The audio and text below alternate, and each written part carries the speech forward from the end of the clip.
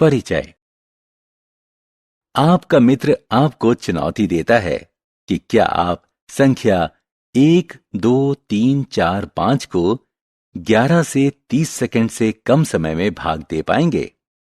क्या 1, 2, 3, 4, 5 को 11 से भाग देना और जांच करना संभव है? इसमें 30 सेकंड से अधिक समय लगेगा।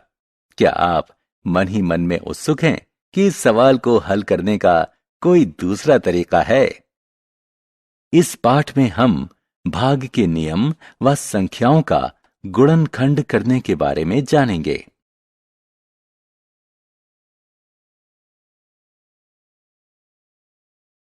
उद्देश्य। इस पाठ के अंत में आप निम्न करने में सक्षम हो जाएंगे: 2, 3, 5, 10 और 11 से विभाज्यता की जांच करने के नियम समझना, अभाज्य संख्याओं को परिभाषित करना, भाज्य संख्याओं को परिभाषित करना, अभाज्य गुणनखंड समझना। 2 से विभाज्यता। अनुज जानता है कि जिस संख्या के अंत में 2, 4, 6, 8 या 0 होता है तो वो संख्याएं सम संख्याएं होती हैं। उसने रैंडम आधार पर कुछ ऐसी संख्याएं लीं जिनके अंत में 2, 4, 6, 8 या 0 है और उन्हें 2 से भाग दिया। उसने देखा कि सभी में शेषफल 0 बचता है। अब उसने कुछ ऐसी संख्याएं लीं जिनके अंत में 2, 4, 6, 8 या 0 नहीं है और उन्हें 2 से भाग दिया। उसने देखा कि ऐसी सभी संख्याओं में 0 के अतिरिक्त कोई संख्या है, इसलिए उसने निष्कर्ष निकाला कि 2 से वही संख्याएं विभाज्य हैं जिन संख्याओं में इकाई के स्थान पर 2, 4, 6, 8 या 0 है।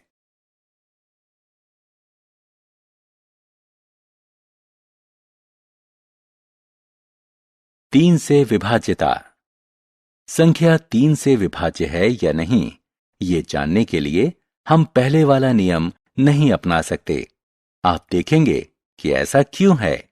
33 के अंत में 3 है, जबकि इसे 3 से विभाजित करने पर शेषफल 0 प्राप्त होता है।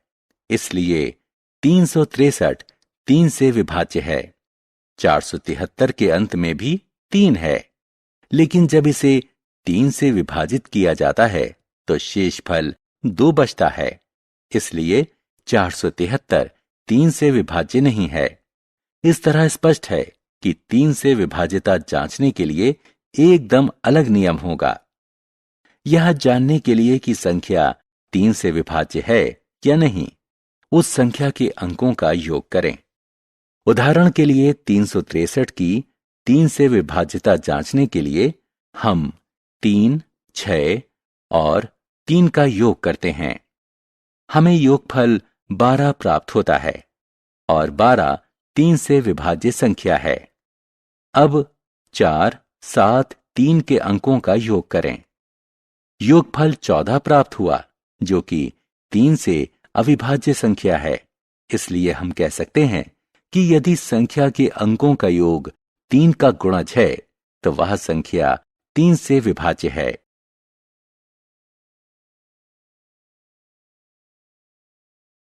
पांच और 10 से विभाज्यता।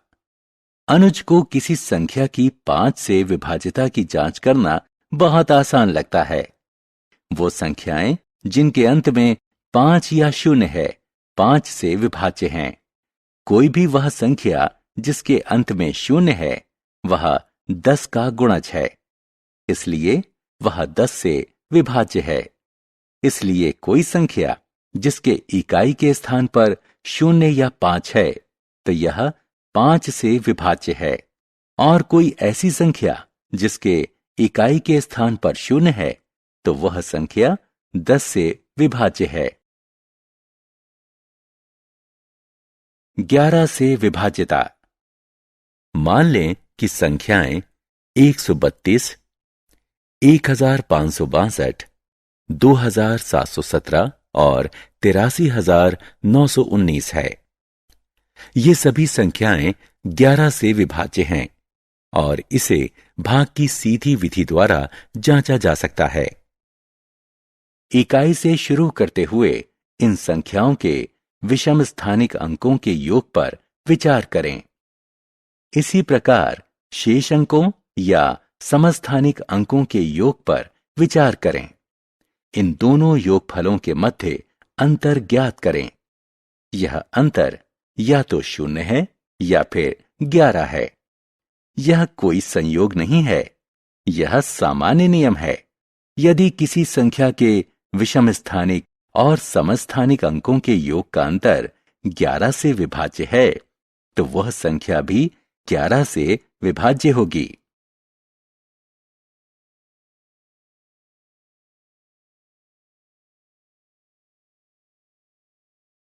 अभाज्य संख्याएं और भाज्य संख्याएं। संख्या 1 को देखें। इसका केवल एक गुणनखंड है, स्वयं 1। एक विशिष्ट संख्या है। संख्याओं 2, 3, 5, 7 इत्यादि को देखें। वास्तव में इन संख्याओं के 2 गुणनखंड हैं, 1 और संख्या स्वयं। वे संख्याएं जिनके केवल 2 गुणनखंड होते हैं, वे अभाज्य संख्याएं कहलाती हैं। कुछ और संख्याओं जैसे 4, 6, 8 इत्यादि के 2 से अधिक गुणनखंड होते हैं। जिन संख्याओं के 2 से अधिक गुणनखंड होते हैं, वे भाज्य संख्याएं कहलाती हैं। संख्या 1 ना तो अभाज्य है और ना ही भाज्य। 2 सबसे छोटी अभाज्य संख्या है। यह एकमात्र सम अभाज्य संख्या है। अन्य सभी अभाज्य संख्याएं विषम हैं।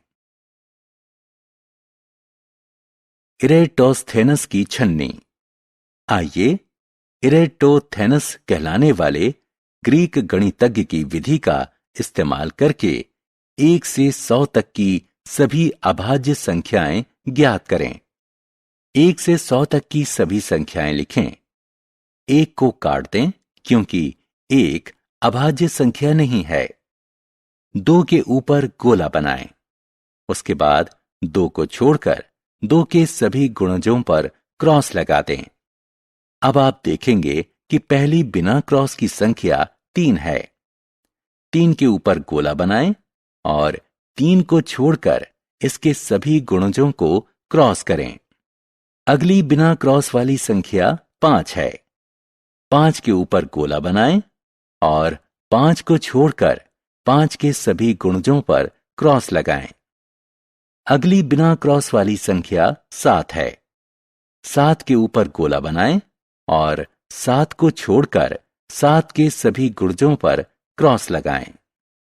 इस तरह सभी बिना क्रॉस वाली संख्याएं अभाज्य संख्याएं होंगी। 1 को छोड़कर अन्य सभी क्रॉस वाली संख्याएं भाज्य संख्याएं होंगी।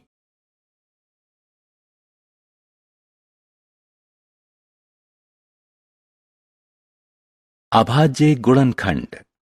जब हम किसी संख्या को इसके गुणनखंडों के गुणनफल के रूप में व्यक्त करते हैं, तो हम कहते हैं कि संख्या का गुणनखंड किया गया है।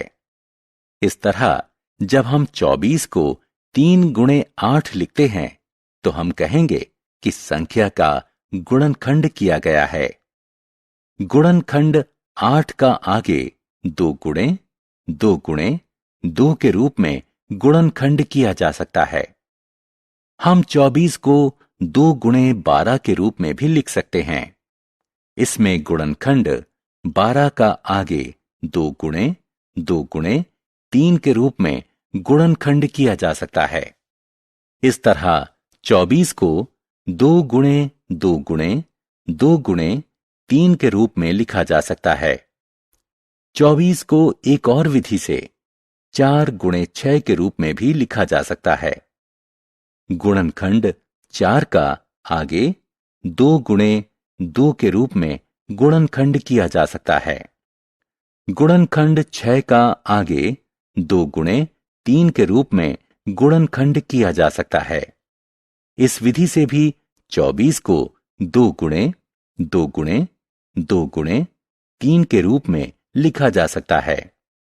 इस तरह 24 का गुणनखंड करने पर हमें अंततः 2 गुणे 2 गुणे 2 गुणे 3 ही प्राप्त होता है। इस गुणनखंड में शामिल गुणनखंड 2 और 3 दोनों अभाज्य संख्याएं हैं। किसी संख्या का इस प्रकार का गुणनखंड अभाज्य गुणनखंड कहलाता है।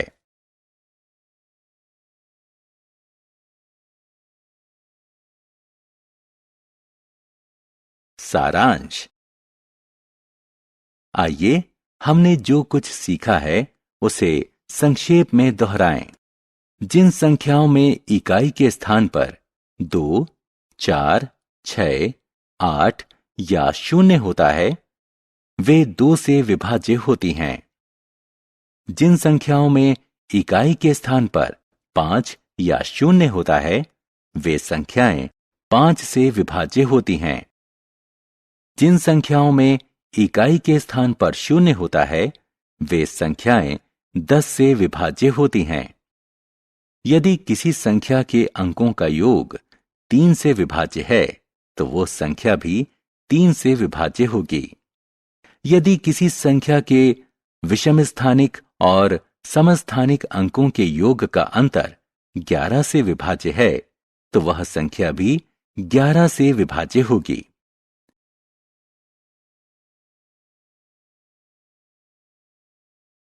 दो गुणनखंडों वाली संख्याएं अभाज्य संख्याएं कहलाती हैं। 2 से अधिक गुणनखंडों वाली संख्याएं भाज्य संख्याएं कहलाती हैं। एक विशिष्ट संख्या है। यह ना तो अभाज्य है और ना ही भाज्य। संख्या 2 सबसे छोटी अभाज्य संख्या है। यह एकमात्र अभाज्य सम संख्या है। अन्य सभी अभाज्य संख्याएं विषम हैं। किसी संख्या को इसके अभाज्य गुणनखंडों में व्यक्त करना इसका अभाज्य गुणनखंड कहलाता है।